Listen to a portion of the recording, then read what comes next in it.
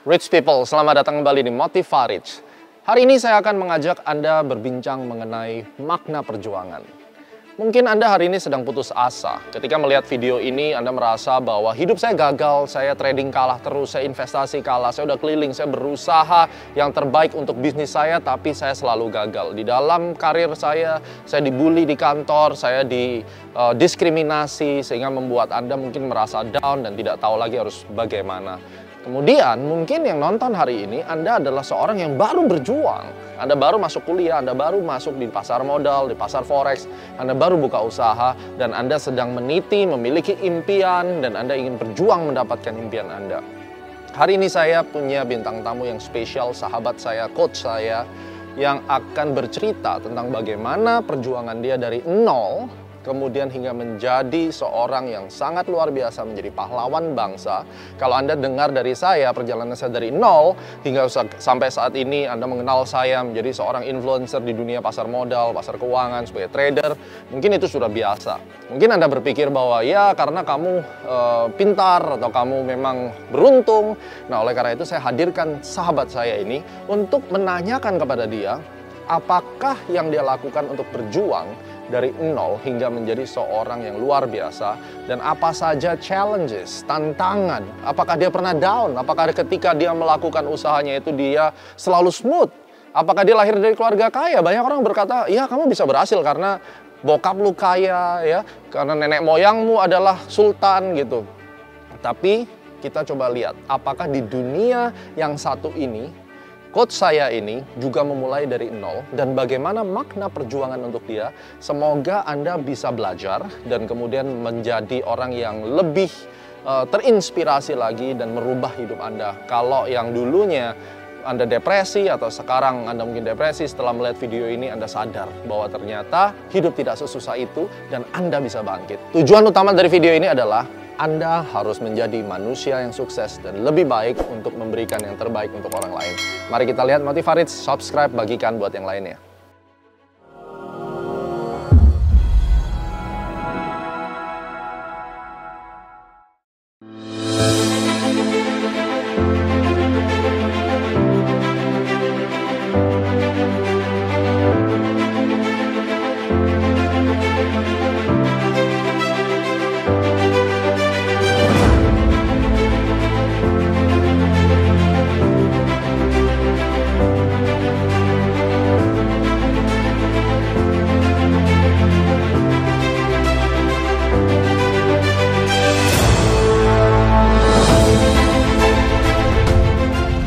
So rich people, makna perjuangan. Seperti janji saya tadi, hari ini saya akan hadirkan bintang tamu yang bukan kaleng-kaleng, tapi orang yang benar-benar mengerti tentang makna perjuangan. Kalau Anda tahu bahwa saya berjuang dari nol hingga sampai hari ini, menjadi salah satu pendamping Anda di dalam investment, di dalam kehidupan Anda berinvestasi, maka kali ini saya akan hadirkan sahabat saya, coach saya yang benar-benar berjuang dari nol hingga sampai menjadi seorang yang bisa kita anggap sebagai pahlawan negara. Oke, langsung saja kita sambut Chandra Wijaya. Alright, rich people, Chandra Wijaya. Yes. Thank you, bro. Hello, bro. Akhirnya hari ini kita ketemu lagi setelah lama sekali. Saya muridnya, saya berlatih mati-matian ya, bertanding. Sama-sama belajar, bro.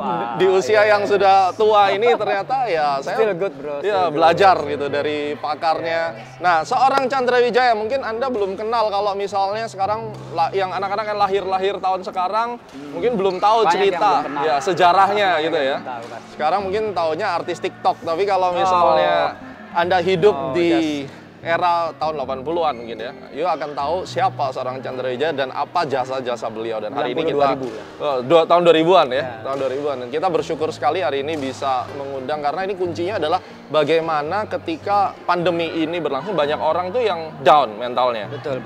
Merasa depresi, dipecat dan seterusnya. Kadang mereka merasa gue udah gak ada harapan lagi, pengangguran, dipaksa unpaid leave. Nah, kita akan belajar tentang bagaimana kita tuh berjuang ketika pandemi ini ada, ketika hidup Anda sedang susah, bagaimana kita harus bangkit dan berjuang. Oleh karena itu, hari ini kita ngobrol dulu. Tolong perkenalkan kepada rich people. Siapa sih Chandra Wijaya? Dan beliau ini adalah juara dunia loh. Juara dunia apa? Bukan juara dunia TikTok. Tapi apa yang Anda titi dari awal karir ya, awal sebagai anak-anak sampai akhirnya Anda terkenal hari ini. Silakan. Ya, thank you bro kesempatannya dan juga bisa share sama kita vlog bareng ya. Tadi pertanyaan yang bagus sekali bahwa semua itu rasanya dimulai dari nol ya. Apalagi yang maksudnya dari nol betul-betul bisa merasakan sampai sukses itu tentu saja perjuangannya yang luar biasa dan saya betul merasakan sampai sekarang pun ya kita masih dalam proses belajar dan berjuang karena proses belajar berjuang dan membuktikan itu saya kira bukan hanya sampai di sini dan saya pun tidak puas sampai di sini masih terus akan melakukan hal-hal yang mungkin belum saya lakukan atau belum tercapai atau belum sepenuhnya selesai. Jadi di sikon seperti sekarang pun adalah apa itu? Strong mentality and character. Ya menurut saya itu yang paling utama atau yang dari awal sebagai dasar atau modal. Jadi selain yang saya sering sampaikan juga ke anak-anak, ya khususnya saya membina di sini ya ada fasilitas kita ya 9 lapangan atau ada asrama ya yang cukup mumpuni ya artinya keren ini banget karena, sih international standard ya. Ya puji Tuhan ini juga karena visi misi atau memang passion saya di sini bro supaya mereka atau kita ingin terus memberi support atau kontribusi pada perebutan tangkas nasional itu saya kira melalui hal-hal yang ya positif yang demikian untuk bisa mereka kita angkat terus. Artinya kita perlu mensupport kan, sama juga dulu seperti kita pelatih, pembina, orang tua, keluarga yang betul-betul mereka juga semua mendukung bahwa ini adalah hal yang membanggakan. Ini adalah satu prestasi yang memang tidak mudah namun kita tidak boleh patah arang ya seperti sekarang ini. Artinya kita tidak boleh berhenti berusaha, tidak boleh berhenti berkarya, harus terus berprestasi bagaimanapun caranya kita harus mencari hal-hal yang memungkinkan kita bisa lakukan. Itulah bisa mental terbang ya. Karakter juara. Kalau kita bicara semua pasti mulai dari nol. Gua dari nol, lu dari nol. Nah, nol lu dari mana dulu? Ada orang yang bilang bahwa iya si Chandra mah sukses. Misalnya orang tuanya kaya ya, Gemma sukses orang tuanya kaya. Pun banyak orang sirik gitu ya. Oh iya Chandra punya gedung kayak gini nggak mungkin dong dia cuma atlet dapat duit apa sih? Nah, berdarah-darah. Berdarah-darah. Nah, awalnya lu jadi pebulu tangkis kenapa sih dulu memilih jadi pebulu tangkis? Nah, ini sebetulnya menarik dan unik juga. Ini mungkin rata-rata atau hampir kebanyakan ya. Yang paling mudah ya. Itu ikut-ikutan. Jadi pertama ya kita tahu kan bahwa kita terbentuk oleh apa? Mungkin dari pasangan atau orang terdekat kita, lingkungan, keluarga, kakak adik kita. Nah ini kurang lebih saya awalnya juga seperti itu. Keluarga saya gandrung bulu tangkis. Papa saya dulu sekelas atau amaternya Tokris di Sumirat. Terus keluarga begitu gandrung sekali olahraga. Jadi wajar gitu ya, diracunin dalam tanda positif yang saya juga jadi ikut-ikut main lepas sepatu baru ya artinya ikut-ikutan itu belajar itu ya termasuk kita dari bodoh jadi pinter ya jangan sampai kita sudah merasa pinter nanti jadi bodoh atau kita sudah merasa pinter tidak mengupgrade atau kadang-kadang kepintaran kita pun hanya itu saja jadi memang kita harus semakin menyempurnakan atau melengkapi hal-hal yang memang belum pernah kita rasakan atau belum kita alami. Sekarang kalau kita lihat ya lu latihan 5-6 tahun dari tahun 85 terus kan banyak orang juga latihan untuk olahraga doang, tapi yang membuat lu akhirnya mengambil satu keputusan, gue mau jadi atlet nih, profesional. Apa dorongannya? Nah ini tadi kelanjutannya bahwa awalnya saya boleh dibilang ya ikut kakak waktu itu Indra Wijaya itu kan jauh lebih ngetop ya, lebih keren bahkan. Kakak lu duluan ya? Kakak saya duluan, bahkan beliau tuh juniornya udah juara dunia junior tuh waktu di Istora. Nah sampai pada akhirnya ikut-ikutan itu saya merasa mentok. Karena saya tidak sebagus atau bakat saya, mungkin kemampuan saya merasa dulu masih ya merasa rendah diri, ya bukan berarti saya merasa skill saya bagus, punya kapasitas yang bagus dan lain sebagainya. Ini yang betul-betul membuat saya berpikir pada akhirnya saya pernah 1 tahun ke Jakarta, tapi setahun 2 tahun di Jakarta tuh terus terang saya waktu itu sempat mau pulang karena saya merasa kok saya rasanya nggak mampu gitu. Dan menjadi atlet itu terus terang wah, rasanya monggo Bro Gemma gimana caranya menjelaskan kalau jadi atlet tuh seperti apa kira-kira. Sakit semua lah pokoknya. Iya, sebelum saya punya modal karakter, tekad yang kuat, kemauan yang keras, sampai pada akhirnya berbalik, saya merasakan semuanya itu adalah panggilan Tuhan. Dan sampai sekarang artinya saya mengenapi dan Tuhan memang berkarya dan menyertai saya sangat luar biasa. Bahkan ya saya pada kesempatan ini juga ingin mengucap syukur dan terima kasih kepada saudara, keluarga, orang tua, papi mami ya, terutama kolega-kolega saya yang luar biasa bro. Supportnya luar biasa sampai sekarang. Ini adalah bukti atau buah cinta saya terhadap bulu tangkis, terhadap keluarga, terhadap bangsa dan negara. Ya ini komitmen saya untuk memberikan kembali untuk kebaikan, kemuliaan nama Tuhan juga melalui olahraga. Terus lu juara berapa kali? Juara apa aja? Oh, pertama kali juara 1 tuh umur berapa? Ya kalau awalnya mulai dari remaja A saya masih kurang prestasi. Dari remaja B dikit banyak saya baru mulai itu. Umur ya, berapa itu? Itu kurang lebih masih umur 13-14. Oke. Pertama yang mungkin jadi batu loncatan saya sampai mungkin dalam pantauan pelatnas ya untuk bisa masuk ke sana gitu, itu juga salah satu poin-poin penting gitu. Jadi kejurnas 91, 92 itu yang disorot sama itu pasti disorot karena akumulasi poin atau yang didapatkan dari hasil kita selama setahun itu yang membuat kita masuk ke pelatnas melalui seleksi juga kan sama-sama. Nah, berarti kalau kita langsung tarik secara rekap dalam perjalanan lu sebagai seorang pebulu tangkis, kan too short ya untuk menceritakan. Betul. 5-10 tahun belakangan ya. Olimpiade udah pernah dapat? Ya, saya mungkin yang paling berkesan atau yang tertinggi ya ketika saya mendapat atau meraih medali emas di Olimpiade Sydney tahun 2000. Wow, sama Tony Gunawan ya waktu itu? Sama Tony Gunawan. Dan itu waktu itu gue nonton lu final lagi kena cacar air. Aku waktu itu SMA kelas 1 dan gue nonton, wih gila, pakai baju yang merah itu kan. Iya, aku termasuk ngefans dulu kan. Double waktu itu kan Ricky Rexy ya, habis itu generasinya ya diambil Chandra Tony kan ya, gitu kan. Saya ngerasa lebih mudaan nih bro ya, apa kita sama-sama muda lah ya, semangat. Iya, ini kan senior saya. Jadi waktu itu Olimpiade Sydney ambil 1 ya? Ya, All England sempat ini nggak, dapat nggak? Saya masuk final All England 4 kali sih, cuma dapat emasnya 2 kali doang bro. Lumayan. Doang? Oh buset, itu mah bukan doang. Saya semifinal All England tuh 4 kali, final 4 kali, tapi masuk atau juara tuh 2 kali. Sama Sigit atau sama Tony? Sekali sama Sigit, sekali sama Tony. Oke. Kenapa milih double? Jadi menurut saya bagaimana menariknya menjadi pemain ganda itu pun salah satunya adalah kita perlu sosialisasi sebagai makhluk sosial itu bagaimana adaptasi, kita menjaga hubungan baik dan juga kepercayaan ya, apa yang saya rasakan paling penting dalam hidup ini dan berusaha terus memperbaiki, menyempurnakan itu apa? Kita harus punya kualitas yang bagus, kita harus punya integritas yang bagus, itu juga harus dilakukan terus-menerus.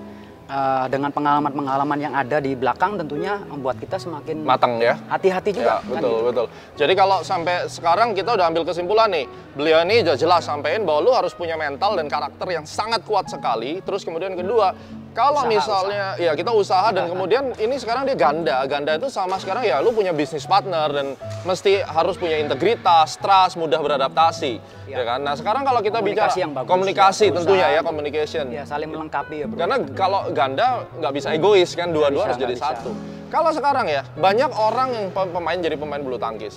Kenapa Chandra Wijaya gitu? Kenapa bukan yang lain? Kenapa mereka gagal? Dan seandainya sekarang orang tua pingin anaknya bulu tangkis, kan potensi gagalnya gede. Yang membuat perbedaan antara seorang Chandra bisa naik dengan orang-orang ya udah akhirnya berhenti di situ saja. Seperti you punya murid sekarang kan bro. Banyak murid-murid yang akhirnya nggak tembus ke pelatnas, akhirnya mereka pensiun jadi pemain sewaan kiri kanan. Apa yang membedakan benang merah di mana sebenarnya? Jadi seperti yang selalu saya sampaikan untuk anak-anak, saya harus atau kita mesti punya hati yang besar. Ya, terus mesti visi misi yang besar. Hati, visi misi. Ya, dan ketiga adalah semangat yang besar, bro. Berarti visi misi itu mimpi dong? Ya, termasuk mimpi, ya termasuk apa yang menjadi planning, tujuan, target kita. Jelas. Jadi, ya. Iya, jangan sampai misalkan yang sekarang tadi Bro Gema sampaikan itu apa? Mungkin orang ngerasa, oh ya kita punya bakat tapi mungkin gampang jenuh. Ya, atau merasa cepat puas, atau ya paling utama tuh yang paling sederhana, kita sombong itu kita nggak merasa. Sombong, gampang jenuh, cepat puas. Ya, bisa itu paling gampang atau paling sering penyakitnya. Sama di trading juga nggak begitu. Sabar, betul, nggak sabar, betul, tuh nggak sabar guys. Kunci yang paling utama adalah apa? Ketekunan. Ya, kita mesti tekun, ulet, dan sabar. Itu paling utama menurut saya. Jadi ini ya yang banyak orang akhirnya gagal karena mereka tidak punya values ini dong berarti ya. Saya kira memang itu pun meskipun orang punya, kadang-kadang kapasitas masing-masing kita itu mungkin juga bisa beda-beda sih gitu. Jadi ya kenal lah. Gimana kalau orang bilang ya karena lu nasibnya baik. Nah, kalau dibilang lu nasibnya baik gitu. Ya gue udah latihan, gue udah kayak sapi nih. Tapi ya tetap gue nggak bisa, nasib lu memang baik. Nah, di mana letak nasib itu sebenarnya? Kalau saya lihat sih yang paling utama, satu pasti mungkin ada yang keliru atau ada yang salah. Tadi kembali lagi kita mesti sinkronkan sama yang di atas. Karena banyak juga kan, misalkan kita, ya mohon maaf ya, sambil berdoa, sambil berusaha, katanya sambil berdoa. Tapi yang kita minta, yang kita doakan kadang-kadang kita males aja udah nggak nyambung gitu. Satu itu ya. Terus juga kadang-kadang apalagi kita merasa pinter atau kita merasa udah betul gitu ya, tapi ya nggak sabar gitu loh. Jadi bagaimana visi misi kita ke depan, semangat kita, usaha dan kegigihan kita yang mungkin akan menentukan hasil akhir kita ya. Nah sekarang kalau kita lihat ya kegigihan, waktu kita latihan itu capek banget, misalnya harus push up ratusan kali, sit up ratusan kali, kan tentu ada satu momen dimana kita ngerasa jenuh dan merasa pingin mundur gitu kan, pasti dong, tadi bilang begitu. Apa yang membuat Anda tetap yakin bahwa jalan yang gue laluin itu bener? Seperti misalnya mereka, gue trading, gue invest, gue bisnis, gue loss terus gitu, gue capek. Sama, itu pinter lah bro kalau itu gimana sampai yakin gitu bahwa sampai pada akhirnya kan harus feeling jago ya kan. Momen juga ini pada akhirnya yang lain-lain tadi yang belum kita sebut itu artinya apa? Seperti tadi ya, misalkan insting kita mesti bagus, feeling kita mesti bagus. Spiritual yang lain dalam arti positif ya, jangan sampai kita mau juara, banyak juga mungkin yang pakai dukun dan lain sebagainya, maaf ya. Saya kira itu juga nggak ada gunanya, karena pada akhirnya apa? Kalau kita main serius sungguh-sungguh ya, kapasitas kemampuan teknik, fisik, mental kita yang diuji gitu, bukan artinya kuat-kuatan siapa yang mungkin dukunnya, katakanlah yang doanya lebih kuat yang menang kan, enggak juga gitu. Ya semua berdoa gitu ya, minta menang kan. Yang lebih kepada yang berusaha keras itu yang berhasil. Kita juga perlu refreshing atau melakukan hal-hal yang di luar kegiatan kita sehari-hari untuk bisa lebih mempekakan kita juga. Ya, peka, gitu. Ya. Artinya latihan itu bukan hanya di dalam lapangan. Seperti yang Bro Gema lihat lah di bawah gitu ya, suara burung, ayam. Apalagi juga salah satu saya ambil contoh, bagaimana seekor ayam itu bisa dibilang ayam jago. Saya suka aja melihat gitu ya, sekarang kan di tayangan dimanapun bisa lihat. Yang disebut ayam jago itu betul-betul apa? Oh ternyata dia sampai mati pun bertarung tuh nggak mundur.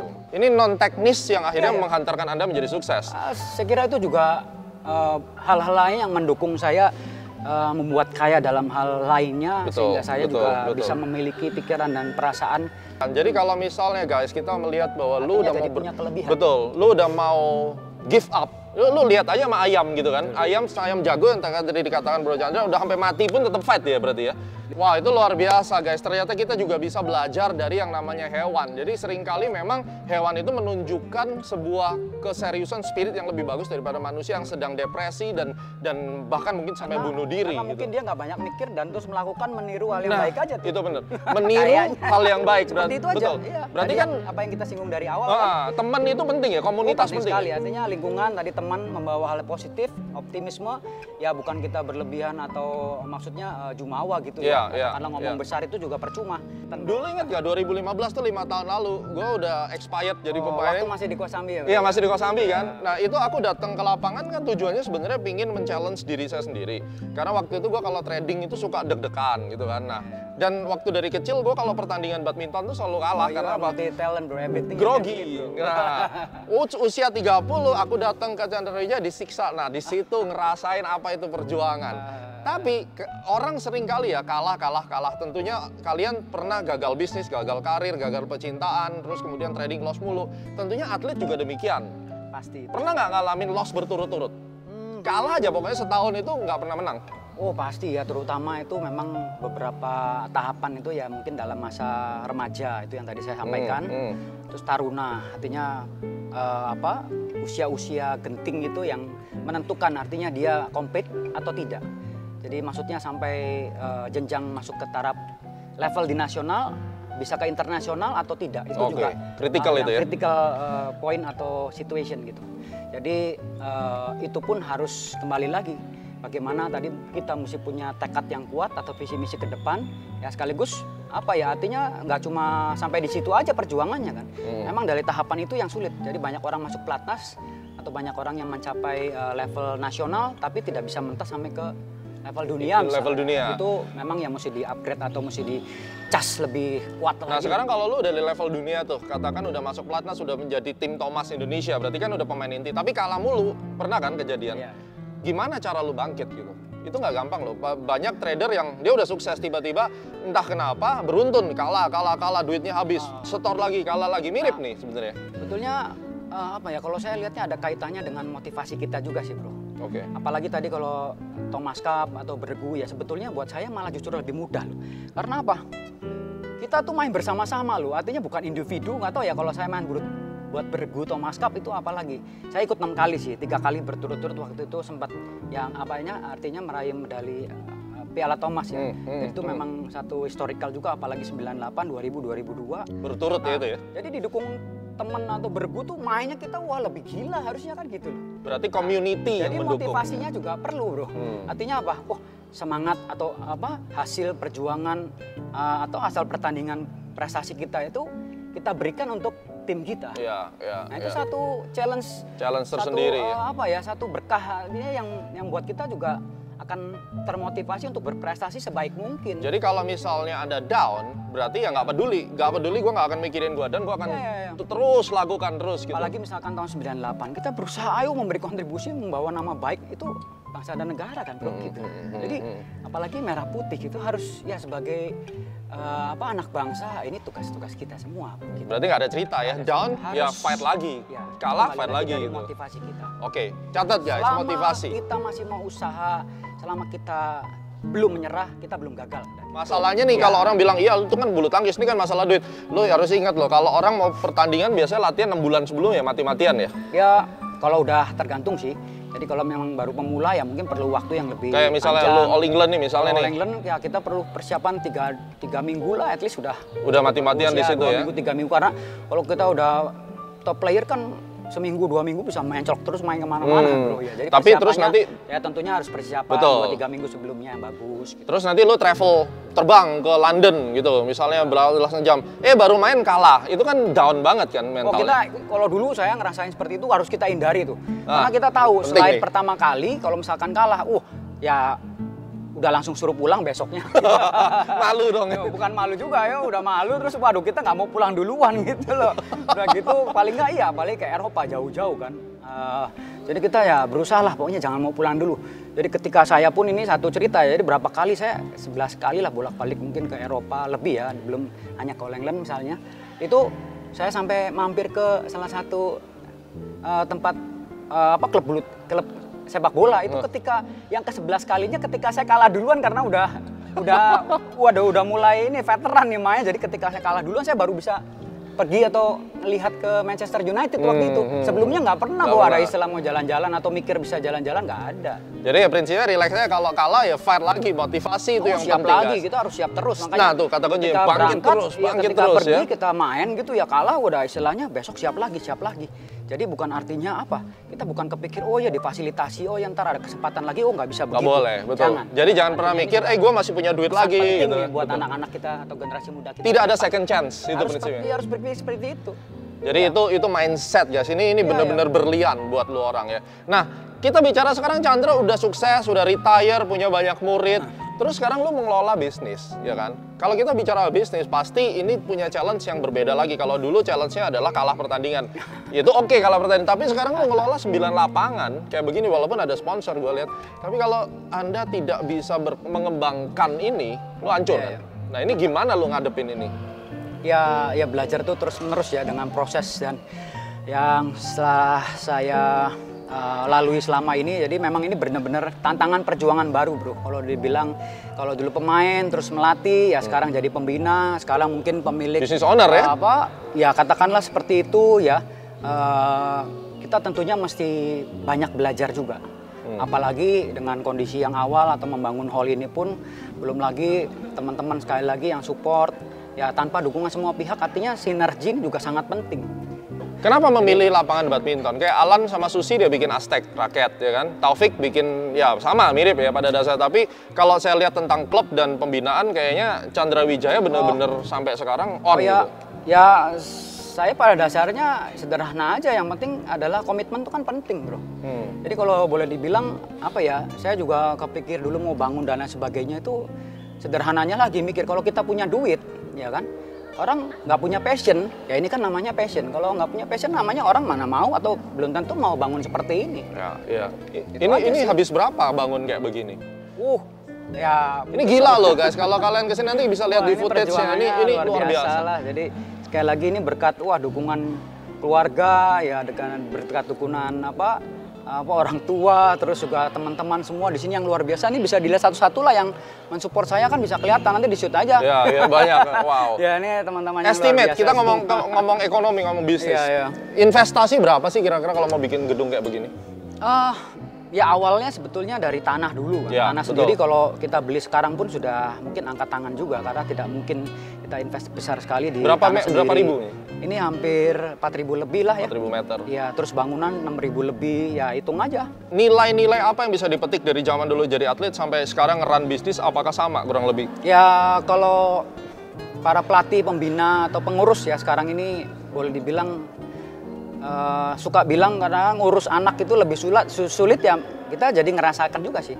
Jadi kalau dibilang mau jadi atlet atau pelatih atau pembina, kalau saya masih bisa, kapasitasnya masih sehat, maksudnya masih muda dan mampu berkompetisi, saya selama mungkin akan terus fight terus di lapangan gitu. Luar Karena biasa. Ya lebih enak atau seperti katakanlah semuanya bertumpu atau terpusat pada saya sendiri gitu. Tapi kalau pelatih ya kita punya katakanlah 6-10 anak buah. Kita mesti pikirkan semuanya kan. Kita manage mereka. Kalau kita jadi pengurus, kita mesti punya apa? Kita punya 5 coach kan, 5 kategori. Kita punya staff, kita punya maintenance hall atau dan lain sebagainya itu kan kita juga mesti belajar lagi bro. Gitu. Jadi ya prinsip tentang perjuangan itu tetap ada walaupun dulu atlet sampai sekarang jadi business owner ya. Saya kira setiap bidang setiap bidang.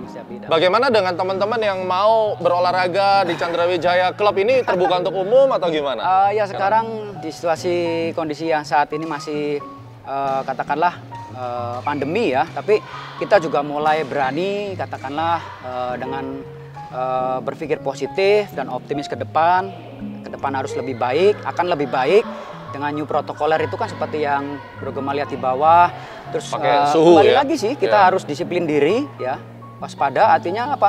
Ya kita harus bisa menjaga diri kita masing-masing lah. Ya, dan kan ini gitu. Terbuka buat umum sekarang. Apalagi olahraga kan penting untuk imun atau meningkatkan kebugaran. Ya masa kita juga masih di rumah terus sampai kapan? Saya kira juga ini bukan solusi ya. Artinya lebih baik ya kita melihat katakanlah seperti dulu itu virus atau penyakit-penyakit juga toh rasanya ya memang di sekeliling kita kan gitu. Ya, memang situasi kondisi yang harus perlu disikapi ya lambat laun atau ke depan tentunya kita mungkin sebentar lagi sudah dapat vaksinnya atau lama-kelamaan sudah seperti flu biasa. Ya kita kembali lagi kan ya nggak boleh sembarangan lengah lah ya, atau ya dalam hal apapun lah, kebersihan ya, jaga jarak lah ya, terus apalagi menjaga makan asupan istirahat yang cukup lah, olahraga dan lain sebagainya itu aja. Dan sekarang kalau masyarakat mau berlatih, lihat Bro Chandra ikut itu bisa umum ya? Ya bisa. Ya sekarang kita perlahan ya dengan new protokoler misalnya yang paling utama kita harus ya seperti tadi cek suhu di bawah, cuci tangan, terus juga yang pasti kita tahu dong kesehatan kita seberapa. Membernya juga harus dicek, terus satu lapangan harus 6 orang saja ya. Itu juga kita kondisikan social distancing lah ya, di lapangan kondisikan supaya tidak terlalu banyak kerumunan misalnya. Yang terakhir pesan-pesan buat semua penonton hari ini sebagai seorang yang ingin berkembang ataupun yang pernah gagal, apa intisari daripada perjuangan menurut Bro Chandra yang bisa disampaikan supaya mereka bisa mulai berpikir sejak detik ini nonton Motivarit mereka bisa berubah hidupnya? Ya mungkin kita punya background atau sekali lagi punya kelebihan kekurangan masing-masing. Kita sudah lama-lama bisa mengerti sampai sekarang pun saya saya kira saya cukup paham nih kelemahan kekurangan saya apa. Mengetahui kelemahan diri ya. Semakin harus kita perbaiki, sempurnakan. Artinya kita sinkronkan kembali dengan visi misi kita ke depan. Harus punya visi misi. Artinya hidup dengan tidak tanpa tujuan. Artinya hidup harus penuh tujuan. Ya, harus menjadi sesuatu. Atau yang paling penting katakanlah secara spiritual ya. Katakanlah orang sebaik-baiknya orang itu harus bisa bermanfaat bagi orang lain kan. Bermanfaat buat orang lain, betul. Ya, itu salah satu motivasi saya juga. Bagaimana ini adalah kembali lagi sebagai komitmen ya, itu passion saya kepada keluarga. Mereka begitu mencintai saya, bro, dari awal, dari kecil itu dukungannya luar biasa. Cinta itu betul-betul menguatkan saya. Jadi hati itu istilahnya buat saya cinta yang besar. Ini adalah buah cinta dari papa, mama, keluarga.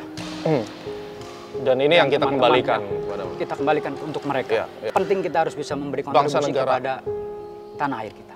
Jadi ingat, kita punya visi misi yang jelas, tidak mudah putus asa. Kalau jatuh, ingatlah bahwa ayam jago itu bisa fight back, dan kita jelas mengejar mimpi, punya doa, dan kita melakukan segala sesuatu itu untuk Tuhan, dan kemudian kita melakukan segala sesuatu untuk bangsa negara. Chandra Wijaya, thank you very much. Semoga Anda sukses, banyak atlet yang lahir dari sini, dan terus mengharumkan nama bangsa. Mudah-mudahan ya, bro. Amin. Luar biasa. Oke guys, sekian Motivarich. Thank you very much. Subscribe dan bagikan buat yang lain. Doakan Chandra Wijaya untuk tetap menjadi tokoh nasional. See you.